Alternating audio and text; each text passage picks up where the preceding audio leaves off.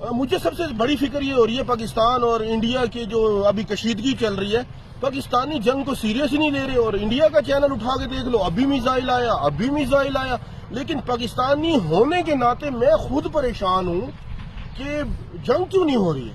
یہاں تو جس بندے سے بات کروں وہ اتنا ایکسائٹڈ ہے، سیریس ہی نہیں لے رہا۔ اچھا، مجھے پرسنلی یہ ایشو بھی ہے کہ اگر سیلاب نہ آیا تو ہمارے حکمران کھائیں گے کہاں سے، کیونکہ ان کو تو فنڈ چاہیے۔ سیلاب آتا ہے، لوگوں کی تباہی مچاتا ہے تو ان کو فنڈ ملتے ہیں، ان کو تعمیر و ترقی سے تو کچھ غرض ہے نہیں۔ اور اس سے بھی بڑی پریشانی مجھے یہ ہے کہ گرمیوں کا موسم ہے، ہمارے لونڈوں نے، ہمارے لڑکوں نے نہروں پہ جا کے نہانا ہے، ماں باپ سے جھوٹ بولنا ہے اور نہروں پہ انجوائے کرنا ہے۔ پانی نہیں آئے گا تو نہروں پہ کیسے جائیں گے؟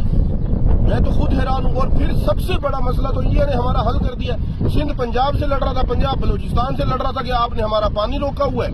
اگر آپ پانی روکیں گے تو ہم تو کسی کو پانی دے ہی نہیں سکیں گے، ہماری یہ لڑائی بھی ختم۔